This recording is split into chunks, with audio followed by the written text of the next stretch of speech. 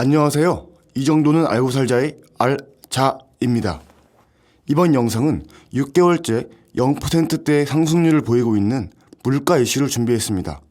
물가에 대해서 공부하러 가보시죠. 통계청이 매월 초에 소비자 물가가 1년 전과 비교해서 지난달에는 얼마나 오르내렸는지 발표하죠. 어제 나온 6월 소비자 물가 통계에서는 한국 소비자 물가가 1년 전보다 0.7%밖에 안 오른 걸로 조사되었습니다. 이렇게 0%대 상승률을 기록한 건 벌써 6개월째인데요.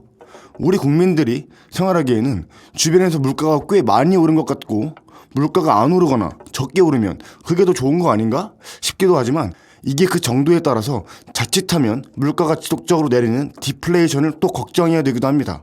디플레이션은 경제 위기보다 오히려 더 무서운 거라는 게 경제 전문가들의 견해이기도 하고요. 그래서 한편으로는 요즘에 준 디플레이션 상황이라는 진단도 나오고 있습니다. 물가 상승률이 낮으면 우리는 왜 걱정을 해야 되는 것이고 지금 상황이 혹시 나중에 디플레이션으로 더 전개된다면 우리는 어떤 경험을 하게 되는 건지 오늘은 물가 상승률에 대해서 좀 자세하게 배워보겠습니다. 요즘 물가가 너무 안 올라서 걱정이라는 뉴스들이 계속 나오고 있어요. 너무 안 오르면 좋은 거 아니냐는 생각이 먼저 드는데 어떻게 봐야 될까요? 우리는 이제 과거 물가 상승률이 매우 높았던 고인플레이션 국가였습니다. 그리고 이에 따라서 생활고를 상당히 겪었기 때문에 낮은 물가 상승률이 좋은 소식처럼 생각할 수밖에 없습니다. 근데 실제로 이보다 낮은 소비자 물가 상승률은 소비와 투자를 비롯해서 국민 경제 전체의 수요가 부족함으로 인해 경기가 침체되어 있고 이러한 경제 어려움 때문에 나타난 결과의 가능성이 높습니다. 그래서 일반적으로는 경기 상황이 좋지 않은 상태에서 나타나는 저물가는 구매력이 개선되는 그런 좋은 징조라기보다는 경기 악화로 진행되는 신호의 가능성이 높고 실제로는 경기 침체가 유지되고 있다는 상태로 파악할 수 있겠습니다. 최근 발표된 6월 소비자 물가 상승률은 전월 동월 대비해서 0.7% 상승해서 계속해서 0%대고요. 올해 1분기 같은 경우엔 소비자 물가 상승은 전년 동기 대비 0.5%로 사실상 디플레이션이 아니냐 할 정도가 되겠습니다. 근데 실제로 보면 필수 소비 품목은 가격들이 꽤 올랐습니다. 1분기 같은 경우 쌀은 한 18.5%, 현미는 23.1%, 찹쌀은 24.7%, 콩은 21.4%, 닭고기 10.9% 등 사실 많이 올랐습니다. 또 수산물도 마른 오징어 15.6%, 낙지 21% 정도 올랐기 때문에 국민들이 체감하는 물가는 제법 많이 올랐습니다. 그런데 왜 이렇게 물가 상승률이 낮게 나타나냐 하면 또 낮아진 분야들이 많이 있기 때문이죠. 전기밥솥을 보면 마이너스 7.6%, 가스레인지도 마이너스 2%에 가깝고 전기레인지는 마이너스 10%에 가깝습니다. 주방용품, 가정용품 이런 것들은 많이 떨어졌거든요. 정보 처리 장비도 그렇고요. 결국 이런 것들이 어떻게 된 것이냐면 우리가 꼭 사야 되는 물건들 이런 물건들은 계속 사고 있기 때문에 가격이 올라 있고 그래서 국민들이 체감하는 물가는 높은 수준입니다. 그런데 지금 말씀드렸던 실제로 가격이 떨어지는 물건들이 꽤 있죠. 이것들은 비필수 품목인데요. 이것들은 국민들이 지금 구매를 못하고 있는 그런 상황이라고 볼 수 있겠습니다.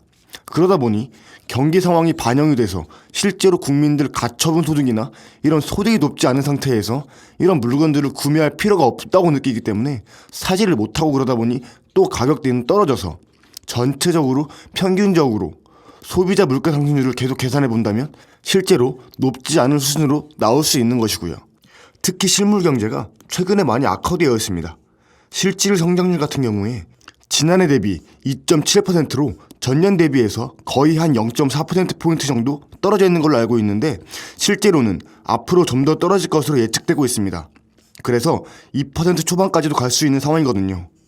특히 올해 1분기 성장률은 전기 대비해서 마이너스를 보였기 때문에 글로벌 금융위기 이후에 가장 낮은 성장률입니다. 전반적으로 경제가 안 좋다 보니까 국민들의 입장에서는 꼭 필요한 것 이외에는 소비를 하지 않고 있어서 실제로 물가 상승률은 높지 않은 것처럼 나타나지만 체감 물가는 높은 이런 상황이 되겠습니다. 필수적인 것들만 사다 보니 필수적이지 않은 당장 안 써도 되는 것들은 많이 안 산다. 그러니 그 가격은 내리더라. 그래서 물가 상승률은 낮게 나타난다 이 말입니다. 제조업 분야를 비롯한 전반적인 경기 침체가 상당히 진행되어 있는 것으로 보이고요. 이러다 보니 수요가 상당히 부족한 상태입니다. 그래서 국민들이 느끼시는 소득도, 예를 들면은 일반적인 월급에 해당되는 소득은 좀 올랐지만 사회보험료, 그 다음에 세금 부분이 많이 올랐습니다. 그래서 가처분 소득이 실제로는 줄었거든요. 소득이 줄어든 상태에서 느끼게 되는 물가 상승률은 실제로 높은 거죠. 그러나 실제로 나타나는 물가 상승률은 낮은데 소득이 줄었기 때문에 국민들이 다른 물건들, 정말 필요한 것들 이외에는 구매하지 않고 있는 그런 상황이라고 말할 수 있습니다.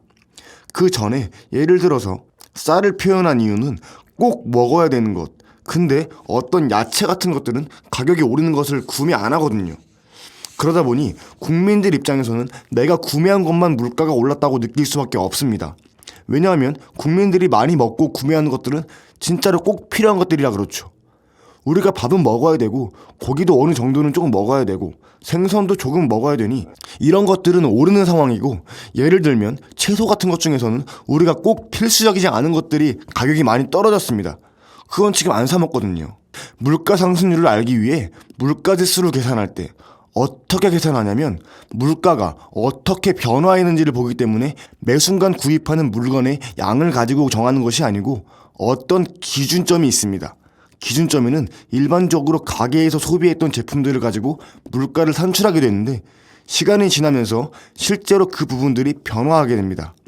여기서 전반적인 물가의 흐름을 나타내기 위해서는 기준 시점이 필요하죠. 그 기준 시점을 기준으로 최근같이 상황이 나빠지게 되면 국민들이 그런 제품들을 구매하지 않으면서 그 부분들에서 나타내는 것들을 체감하기 좀 어려워지는 그런 상황이 되는 것이죠. 물가지수를 구할 때에는 우리가 얼마나 자주 사느냐, 그것을 고민하는 것이 아니라 대체제가 있느냐 없느냐까지 같이 고민을 해서 뭔가 다른 지표를 만들지 않으면 이게 체감으로 느껴지는 이른바 고통? 이런 것을 정확히 측정할 수 없다는 말입니다. 그러면 우리는 또 어떤 걸 또 걱정해야 될까요? 지금 물가가 잘 안 오를 것 같다고 해서 걱정하는 부분도 있고, 생필품은 오른다 그러니까 이건 또 다른 걱정일 것 같은데 결론은 두 가지 걱정을 다 같이 해야 됩니다. 이건 실제로 일본의 경우에 오랜 기간 동안 우리가 아는 것처럼 장기 침체에 빠졌었는데 가장 큰 이유로는 디플레이션을 꼽습니다. 왜냐하면 앞으로 물가가 떨어질 것이라고 예상을 하게 되면 이제 소비자들은 구매를 계속 늦추게 되거든요.